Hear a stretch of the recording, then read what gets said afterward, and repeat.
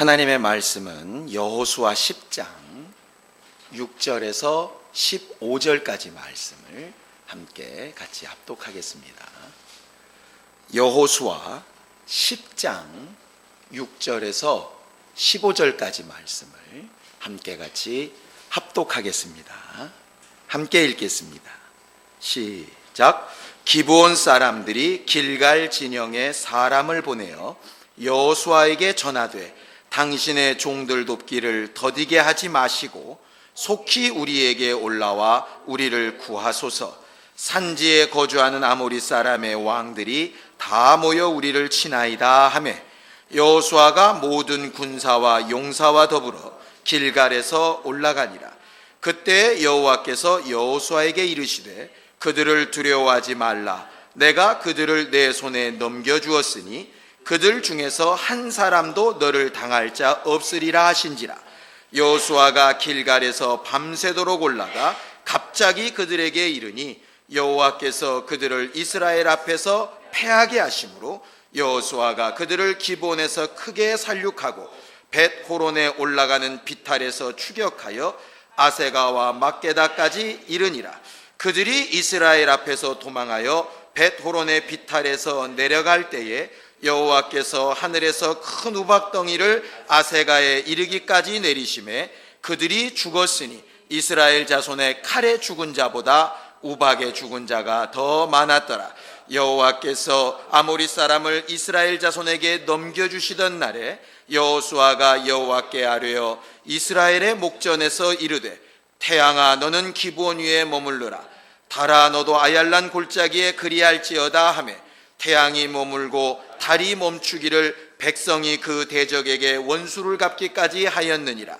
야살의 책에 태양이 중천에 머물러서 거의 종일토록 속히 내려가지 아니하였다고 기록되지 아니하였느냐. 여호와께서 사람의 목소리를 들으신 이 같은 날은 전에도 없었고 후에도 없었나니 이는 여호와께서 이스라엘을 위하여 싸우셨음이니라. 여호수아가 온 이스라엘과 더불어 길갈 진영으로 돌아왔더라. 아멘. 우리 하나님은 전능하신 하나님이십니다. 그는 태초에 모든 것을 만드실 때에도 그의 전능하신 능력으로 만드셨고 지금도 그 모든 만물이 제 길대로 제 지위대로 각각 일할 수 있도록 여지껏 일하고 계신 분이 하나님이시고 그가 마지막 날에 그의 전능하심으로 모든 것을 판단하시게 될 겁니다. 우리들은 간혹 세상의 재판 결과들을 볼 때마다 아주 가슴이 처지는 것들이 꽤 많이 있습니다. 여러분들은 신령해서 뉴스 같은 거 잘 안 보실지 모르는데요. 요새 정말 뉴스들 보면 정말 법 공부를 해서 판사가 되고 싶은 생각이 굴뚝같이 날 때가 굉장히 많습니다. 어떤 진짜 철없는 애는 어려서 애를 낳아가지고 그 애를 기르기 어렵다고 냉동실에 그 아이를 집어넣어서 죽이질 않나.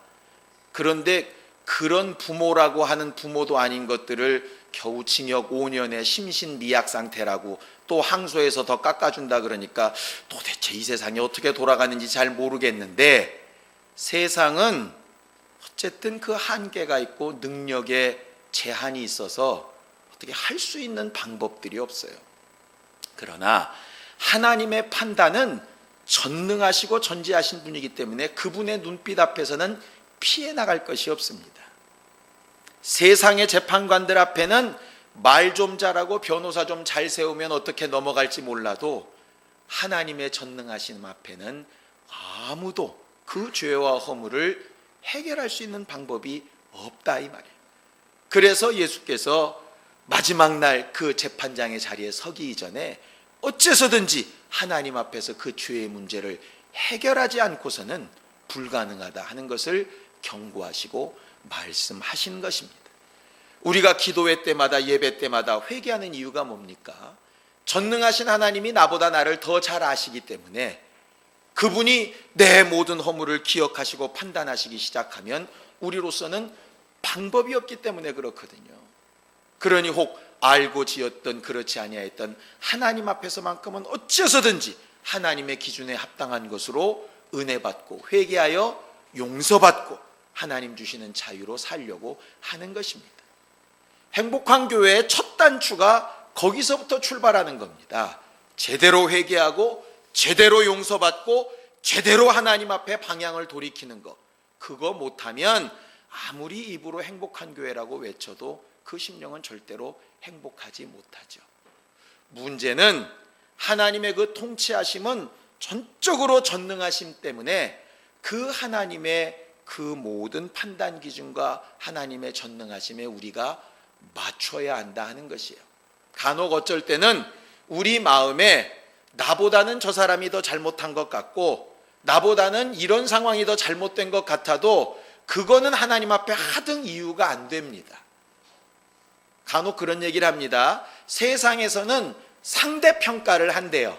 그러니까 김 집사, 이 집사 있으면 그래도 야 김 집사가 이 집사보다 조금 낫다. 왜냐하면 새벽기도 이 사람은 한 번 나고 두 번 나왔으니까.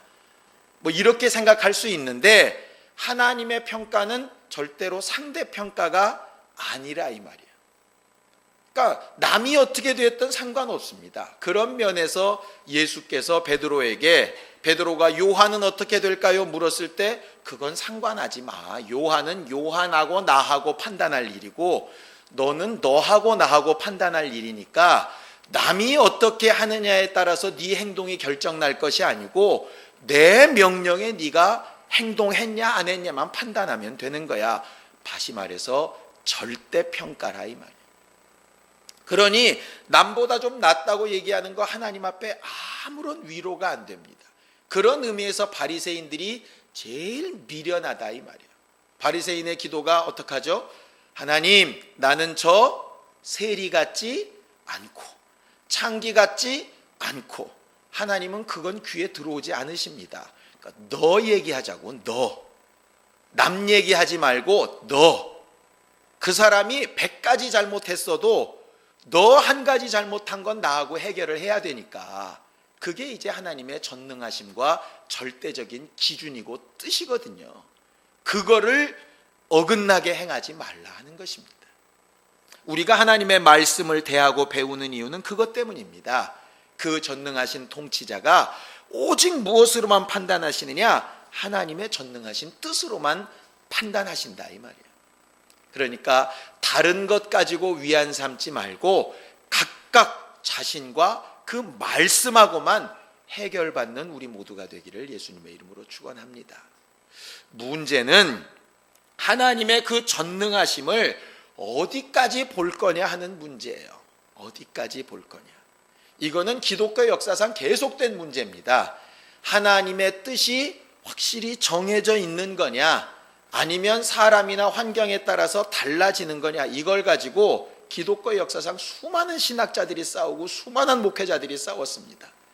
그 나름대로 다 각각 성경의 근거들이 있습니다. 예를 들어서 잠언서 19장 21절에 보면 사람의 계획은 많이 있어도 오직 하나님의 뜻만 선다. 이 말을 잘못 들으면 그럼 우리가 계획 세우는 게 무슨 소용이 있냐. 하나님이 이미 정해놓으셨는데 내가 이 사람 저 사람 만나보는 게 무슨 상관이 있냐. 하나님께서 정해놓으셨는데 심지어 사도행전에는 예수 믿기로 작정된다는 다 믿더라 이런 구절이 있어가지고 그러면 예수 믿기로 작정 안 된 사람은 전도해봐자 소용없다는 얘기는 뭐 별의별 생각들이 다 많이 드니까요. 그런데 하나님의 절대적인 주권과 사람의 의지는 마치 예수님의 신성과 인성처럼 도저히 함께할 수 없는 것 같은데 함께하는 상황이 바로 성경에서 말하는 상황입니다. 그래서 신앙생활 어떻게 해야 되느냐? 하나님의 뜻은 절대적인 것으로 받되 나는 그 뜻에 합당하기 위해서 절대적으로 내 힘을 다해서 노력해야 되는 것. 이 두 가지가 동시에 존재해야 하는 것이 우리의 믿음이라 이 말이에요. 쉽게 예를 하나 들까요? 예수께서 육체를 입고 이 땅에 오셨습니다. 왜 오셨습니까? 살라고 죽으려고? 죽으려고? 말이 좀 이상하죠? 죽으려고 오셨어요. 죽으려고 안 하셨으면 육체를 입고 오실 필요가 없었죠. 죽으려고 오셨습니다. 그럼 예수는 그냥 죽는 것도 아니고 심판받아 죽으셔야 되고 피 흘려 죽으셔야 되고 저주받아 죽으셔야 돼요. 그게 하나님의 뜻입니다. 그럼 하나님의 뜻대로 예수는 죽으시겠죠. 그죠? 이왕 죽으시는 거 피하게 해달라고 기도할 필요 있을까요? 없을까요? 우리 생각엔 없다 이 말이에요. 하나님이 정하셨는데 뭐 힘 빠지게 기도를 하냐. 하나님께서 정하셨는데 뭐 힘 빠지게 역사를 하냐. 하나님께서 때 되면 알아서 구원하시고 알아서 일하시겠지. 그런데 예수는 분명히 하나님의 뜻이 어떻다는 걸 우리보다도 더 잘 알고 계시면서도 땀방울이 핏방울이대로 기도하십니다. 뜻을 정하시는 건 하나님의 일이고 힘을 다하여 기도하는 건 내 일입니다.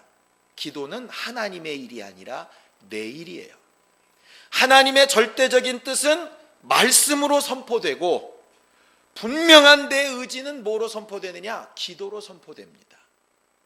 그러니 말씀만 듣고 끄덕끄덕 그 사람은 운명론자 같습니다. 말씀이 그렇게 됐으니 그렇게 되겠지.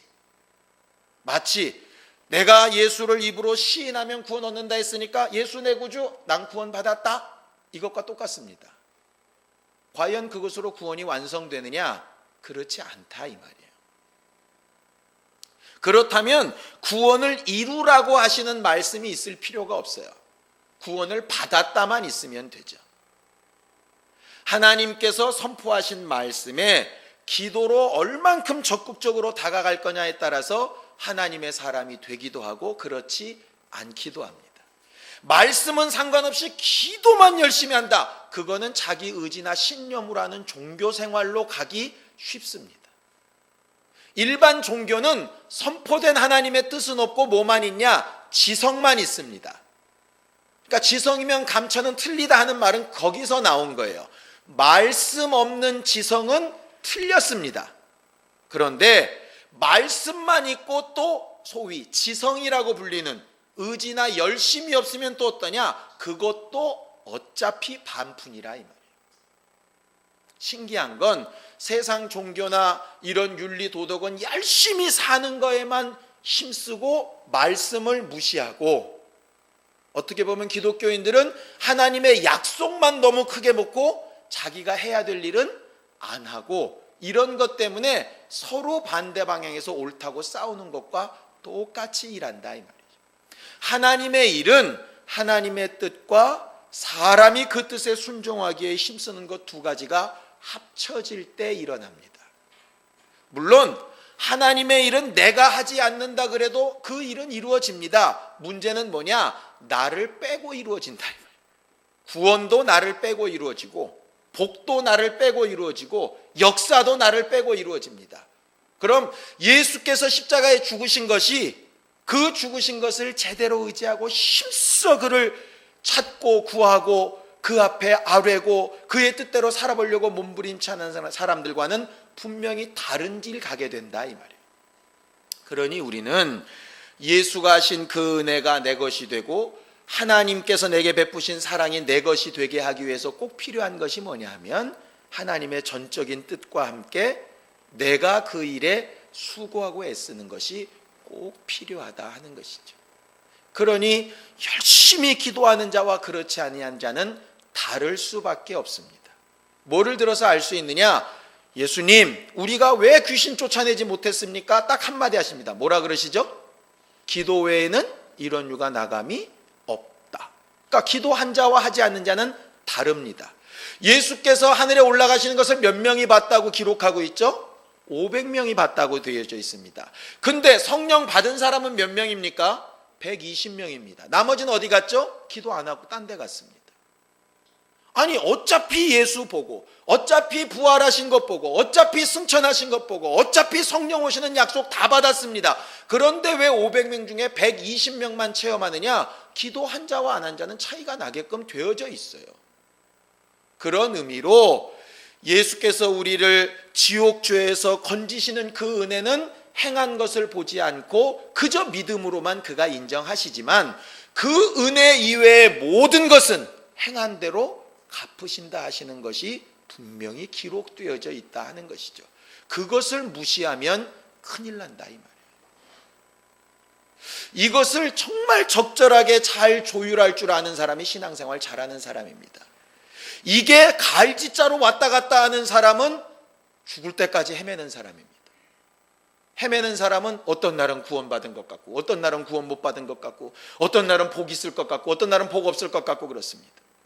그러나 이 두 가지가 다 마치 예수의 신성과 인성이 들어와 있듯이 하나님의 온전하신 전능하신 뜻과 내 수고가 함께 공통으로 존재할 때 그 사람은 헷갈리지 않고 하나님의 역사를 볼 수 있다 이 말이죠. 그 균형을 맞추시고 일하게 하신 분이 누구냐? 그분이 성령이세요. 성령으로 자꾸 일해달라고 할 때에 성령이 감동하시면 하나님의 약속이 생각납니다. 생각난 그 약속대로 움직일 힘과 감동이 생깁니다. 그게 정상입니다. 그런데 성령 충만하다 그러는데 말씀만 생각나고 할렐루야 그러고 팍 퍼져버리면 그건 성령이 감동하신 거 아니에요. 말씀은 생각 안 나는데 죽어라고 열심히 소리만 지른다. 그것도 성령이 감동하신 게 아닙니다. 성령은 두 가지를 다 일하신다 이 말이에요.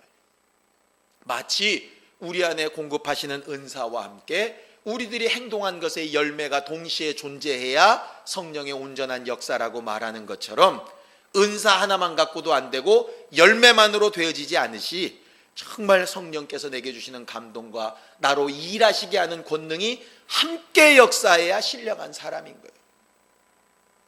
그런데 원수는 항상 어떻게 하느냐?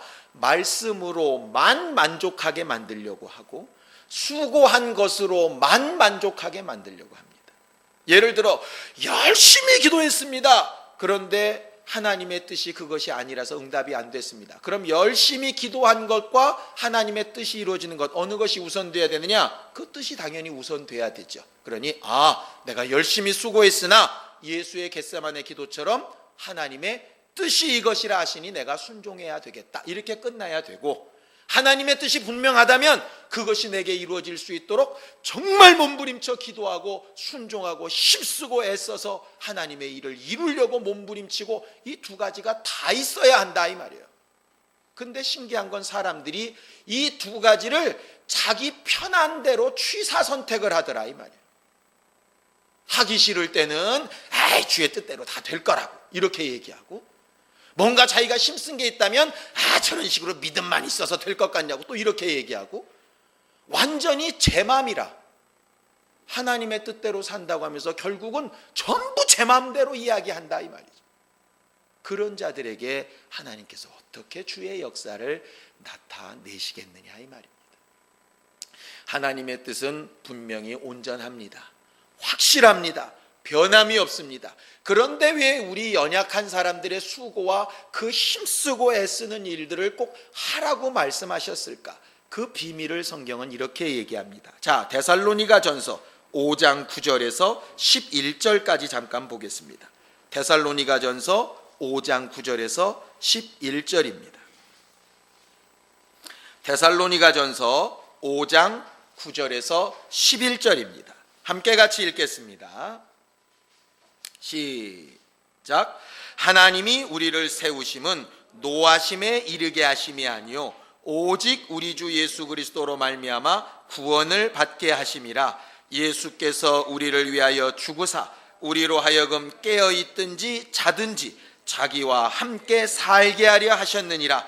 그러므로 피차 권면하고 서로 덕을 세우기를 너희가 하는 것 같이 하라. 이렇게 되어져 있어요. 예수께서 이미 우리를 위하여 죽어 놓으시고 부활해 놓으시고 이미 승리해 놓으셨는데 왜 우리에게 뭘 어떻게 하라고 하시느냐 하면 하나님이 예수를 통하여 하신 것을 함께 하게 하려고. 전에 한번 그런 비유를 들었던 기억 나실지 모르겠습니다. 엄마나 아빠가 무거운 짐을 들고 갑니다. 어린아이에게 아빠 좀 도와줘 합니다. 개의 힘은 도무지 도움이 되지 않습니다. 근데 애는 뭔가 도움이 되는 것처럼 그걸 들고 힘을 씁니다. 도리어 엄마 아빠는 그 힘쓰는 것 때문에 더 힘듭니다. 왜? 반대 방향으로 힘을 써가지고. 그럼에도 불구하고 끙끙대고 올려놓고 그 엄마가 아이한테 뭐라고 얘기하죠? 너 다 컸다. 네가 나 도와주니까 내가 얼마나 기쁜지 모르겠다. 애는 실제로 땀을 삐질삐질 흘립니다. 그러면서 마음에 뿌듯합니다. 내가 아빠랑 엄마를 도왔다고. 그 관계가 사랑의 관계예요. 사랑은 이게 아닙니다. 내가 다 할 테니까 당신은 가만히 있어. 이게 아니라 사랑은 함께 가는 것이에요. 예수는 그렇게 일하기 원하시고 하나님도 그렇게 일하기 원하십니다. 우리가 예수처럼 할 수 있다고 믿고 하시는 것도 아닙니다. 우리가 얼만큼 힘들고 어려운지 알고 하시는 말씀입니다. 그럼에도 불구하고 그것을 들어서 정말 네가 나를 사랑해서 이렇게 감당했으니 나도 너 사랑하겠다고 그 관계를 이루고 싶으신 것이 하나님이시거든요. 그런데 아이가 어차피 내 힘도 안 될 거 손가락 하나 띡 대고 하기 싫어서 삐질빼질 대고 있다면 뭐라고 하실까요? 차라마 내가 혼자 한다. 그리고 나서 칭찬은커녕 들어가서 공부나 해라. 아니면 주어박지 않으면 다행이겠죠. 결과적으로 하는 사람은 최선의 힘을 다하지만 그게 큰 능력이 되지는 않습니다. 그러나 그 마음을 하나님께서 귀히 여기신다 이 말이에요. 하나님께서 가정의 부자 관계를 통해서 혹은 남편과 아내 이 부부 관계를 통해서 베드로전서 3장 7절에는 남편이 분명히 그 가정의 머리이기는 맞지만 그 남편은 머리라 그래서 부인을 함부로 하지 말고 더 약한 그릇이니까 잘 존중하고 함께 협력해서 정말 온전한 가정을 이루라 이렇게 비밀을 말씀하셨어요. 그 부부간의 비밀을 성경은 예수 그리스도와 교회 사이의 비밀이라 그렇게 말씀하시거든요. 우리가 이 저녁에 몸부림치며 기도하고 막 수고해야 될 것은 바로 그 부분입니다. 하나님 앞에 우리의 최선을 나타내고 주께 사랑받기를 원하기를 바라는 것이라.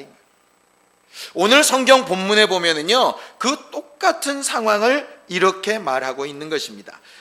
5절에 보면 아모리 족속의 5 왕들 곧 예루살렘 왕과 헤브론 왕과 야르뭇 왕과 라기스 왕과 에글론 왕이 함께 모여 자기들의 모든 군대를 거느리고 올라와 기브온에 대진하고 싸웠다 이렇게 되어 있습니다. 이 5 왕, 아모리 족속의 5 왕이 기브온 사람들을 쳐들어왔어요. 이스라엘을 쳐들어온 게 아닙니다. 기브온 사람은 지난주에 우리가 배웠으니까 잘 아시죠? 멀리 산다고 거짓말해가지고 이스라엘 민족을 실수하게 만들었던 민족이 기브온 민족 아닙니까? 그들이 하나님 앞에 제대로 묻기만 했다면 실수 안 했을 텐데 안 물어보고 했다가 결국은 덤탱이 썼어요. 덤탱이 쓴 게 바로 나타납니다. 기브온 사람들 전쟁하는데 기브온이 아주 정말 이렇게 철면피처럼 얘기하는 거죠. 주인님, 저들이 우리 전쟁하러 왔습니다. 우리 주인이니까 나 책임져야 될 거 아니요. 이스라엘 입장에서는 환장합니다. 속은 것도 억울해 죽겠는데 저것들 때문에 지금 전쟁하게 생겼습니다. 그럼에도 불구하고 약속은 약속이기 때문에 그 약속을 지켜나가려고 합니다. 여호수아와 이스라엘 사람들이 그 기브온 전쟁에 나갈 때 기도했을까요? 기도 안 했을까요?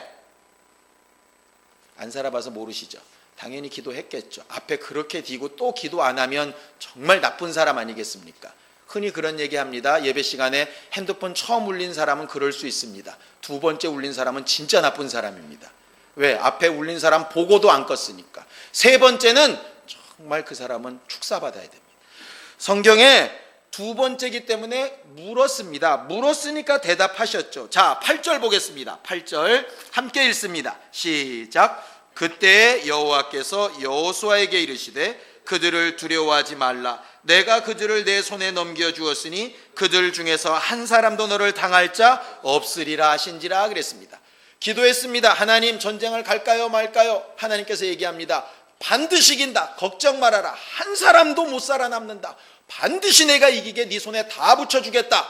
전쟁 끝났습니까? 안 끝났습니까? 끝났어요. 이미. 하나님께서 이미 승리해 놓으셨습니다. 그러면 저 같으면 자, 하나님은 이 전쟁 이미 이겼다 하신다. 푹 쉬고 무기 준비하고 도시락 싸고 내일 가자.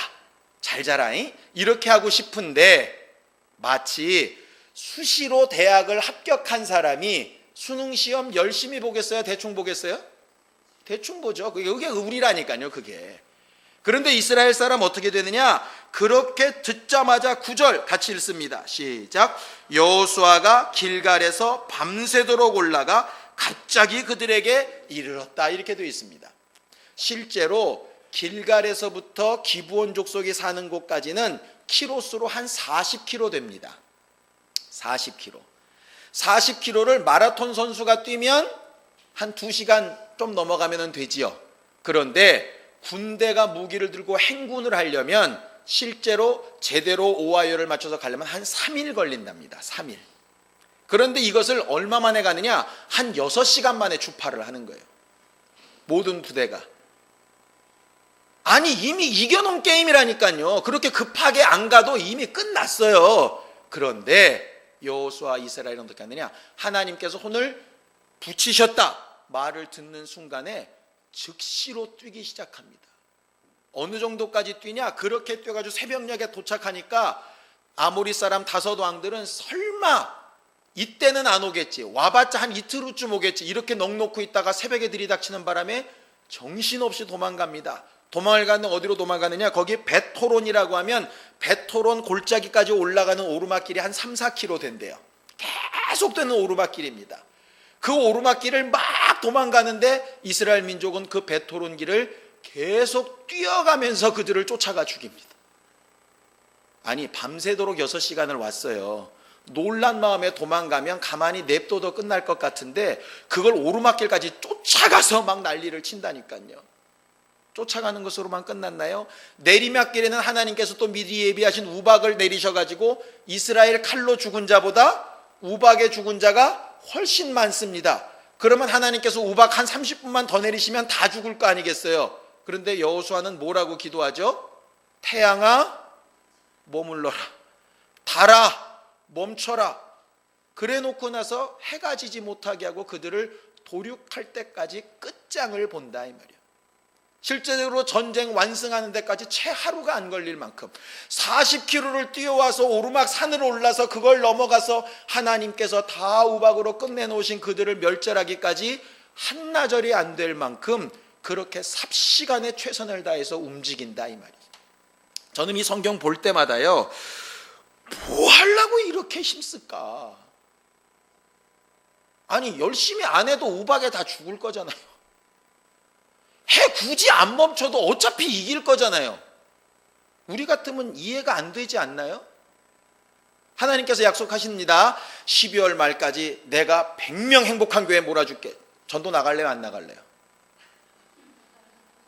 뭘 또 눈이 동그래지세요? 안 나가지. 100명 온댄다, 건물 어디 알아보러 다니자 이러고 다니지. 그런데 무슨 얘기가 똑같으냐? 내가 100명 반드시 너한테 보내줄게. 야, 하나님이 100명 붙여주신단다, 전도하자, 이렇게 나가는 거랑 똑같다니까요. 이게 기본적인 사람의 생각하고 다르다니까. 어떤 자들이 응답받느냐 하면요, 약속받고 정말 몸부림쳐 최선을 다하는 사람이 응답을 받습니다. 기본적으로 사람들은 하나님의 응답은 응답으로 끝난다고 생각을 하더라고요. 말씀해 주시니까 끝났다고 생각하더라고요. 음성이 들렸으니까 끝났다고 생각하더라고요. 야, 내가 오늘 설교 들었더니 그 말씀 꼭 내게 하시는 말씀이더라. 그 말씀대로 믿습니다. 할렐루야 아멘. 그러면 끝난 줄 알더라고요. 그 말씀이 있은 다음에, 그 다음이 중요한 거예요. 그 다음에 정말 성령이 임하시기까지 기도하던 자들처럼, 정말 목숨을 걸고 나가서 세상 끝까지 나아가 복음을 전했던 제자들처럼, 함께 역사하기를 사모하여서 나아가서 막 이적을 행하고 일했던 사람처럼 뭔가 응답을 딱 얻었다면 그 즉시로 뭔가 움직여야 되지 않느냐 이 말이에요. 근데 사람들은 응답받으면 주저앉더라고요. 우리가 믿음 생활할 때 주로 이렇게 반대로 합니다. 성경은 하나님의 분명한 응답이 있기까지는 움직여라, 움직이지 말아라. 움직이지 말아라. 가나안 땅 들어갈 때 맨날 배웠던 게 그겁니다.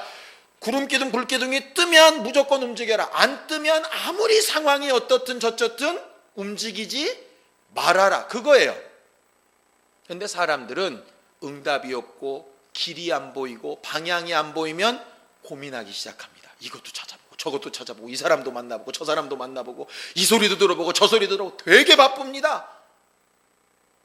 그때는 도리어 바쁠 때가 아니고 하나님 앞에 잠잠히 묻고 주의 응답을 막 기다리고 하나님께만 매달려야 될 그때인데, 뜻이 임하기 전까지는 정신없이 바쁩니다. 반대로 하나님의 뜻이 응답으로 딱 온 다음에는 오늘 성경 말씀처럼 뛰어야 되는데, 응답이 온 다음에는 할렐루야 주께서 하신단다. 그때부터는 또 평안하게 팔짱 끼고 뒤로 들어 눕습니다. 그러면 하나님이 일하시는 방법하고는 정반대로 가는 거죠. 성경은 기도할 때는 언제냐? 하나님의 응답이 있기 전까지는 정말 몸부림쳐 기도할 때입니다. 응답이 있으면 그 다음엔 일할 때예요. 그때는 일할 때라 이 말이에요. 우리 교회가 시작되기 전까지는 기도할 때입니다. 교회가 시작됐으면 일할 때죠. 구역과 직분이 맡겨지기 전까지는 기도할 때입니다. 직분이 맡겨지면 일할 때입니다. 하나님께서 원하시는 것은 그렇게 살게 하시는 것이라 이 말이죠. 왜냐? 고린도전서 9장 26절 27절에 말한 것처럼 우리의 믿음은 향방 없이 뛰는 것이나 허공을 치는 것처럼 하는 게 아니라 분명히 하나님께서 정해주신 것을 놓고 경주하듯이 막 뛰어나가는 것이라 이 말이야. 그런데 그렇게 하지 않고 넋놓고 앉아 있으면 어느 누구도 그 일을 대신해 주지 않습니다. 그래 놓고 나중에 얘기하죠. 하나님 하신다고 약속하셨지 않습니까? 하나님은 한마디 하실 거예요. 한다고 내가 약속했다. 근데 넌 뭐 했냐? 이 저녁에 우리는 또 하나님께서 어떤 모습으로든 우리에게 응답하시고 우리의 길을 가르치시기를 기도하고 간구할 겁니다. 그것이 응답으로 되어진다면 그 다음엔 내가 그 선택대로 일하고 역사하기 시작해야 된다 이 말이에요. 응답받고 하나님의 뜻이 있다면 정말 최선을 다하여 움직이는 사람들, 그 사람들이 정말 제대로 된 교회고, 그런 교회가 행복한 교회가 되기를 예수님의 이름으로 축원합니다. 시간 예수여 두 번 부르고 간절히 같이 기도할 때 이전에게 주의 뜻, 하나님의 온전하시고 전능하신 그 뜻, 하나님께서 바로 세워지게 하시는 그 역사적인 하나님의 뜻을 구하고 사모하오니 가르치시고 가르치신 것을 배운 다음에 안 다음에 체험하고 응답받은 다음에 나로 정말 수고하고 힘쓰며 일하는 사람 되게 하셔서 하나님의 뜻과 우리의 수고가 함께 연합하여 온전한 작품이 될 수 있도록 하나님 우리를 도우시고 역사해 달라고 예수여 두 번 부르고 간절히 같이 기도하겠습니다. 예수여, 예수여. 생명의 하나님 아버지, 오늘 하나님 앞에 기도하러 나온 우리 모든 사람들을 일일이 기억하시고 복으로 역사하여 주시옵소서. 우리의 삶이 기브온 민족처럼 정말 염치 없는 것 같다 할지라도 내 주인 되신 하나님 앞에 우리를 도와달라고 간절히 구하는 일에 하나님이 지체하지 아니하시고 도우시고 역사하시고 응답하실 것을 기대하며 이렇게 기도하며 간구하여 싸우니 하나님, 하나님의 구원을 보이시고 역사하여 주시옵소서. 믿음으로 기도하며 찬양하며 또 물질을 들여 하나님 앞에 감사한 모든 심령들을 일일이 기억하사 저들의 믿음이 하나님의 마음과 생각과 손을 움직이게 도와 주시옵시고 하나님께서 우리의 영과 혼과 육체와 환경과 형편에 참 부요로 채우시며 강건케 하시는 역사들을 입으로 간증하게 하여 주시옵소서. 우리는 일평생 하나님의 분명하신 뜻을 분별할 줄 아는 신령하고 영감 있는 사람들이 되기를 원합니다. 이를 위하여 정말 참아 인내하며 기다려 기도하고 간구함으로 말씀을 구하는 사람들이 되게 하여 주시옵시고 주의 응답과 말씀이 있을 때에는 지체하지 아니하고 힘써 일하고 수고하여서 하나님 기뻐하시며 우리 심령에도 자유와 평강이 있는 거룩한 열매들을 거두는 우리 모두가 다 되게 하여 주옵소서. 이런 성도들이 모인 교회가 정말 주님의 교회답게 성장하게 하여 주시고 다른 교회들에게도 좋은 영향력을 미치는 신령한 교회 되도록 도와주시옵소서. 우리는 행복한 심령, 행복한 가정, 행복한 삶, 정말 행복한 교회를 꿈꾸며 이렇게 모여 하나님 앞에 신앙생활합니다. 그 목적을 잃어버리지 않게 하시고 향방 없이 다니지 않게 하여 주시고 우리가 정말 그 일을 이루기 위하여 각각 자신을 겸손히 낮추고 하나님 주인 되신 것을 고백하며 하나님의 일이 이루어지기를 사모하는 믿음의 사람들로 삼으시고 성장하며 변화하게 하여 주시옵소서. 이제는 우리 주 예수 그리스도의 은혜와 하나님 아버지의 극진하신 사랑과 성령님의 감동하시고 역사하시는 분명한 증거가 하나님의 뜻을 묻는 기도에 응답받고 즉시로 움직여 하나님의 역사 보기를 원하는 모든 주 예수의 사람들 머리 위에 이제로부터 영원까지 함께 있을지어다. 아멘.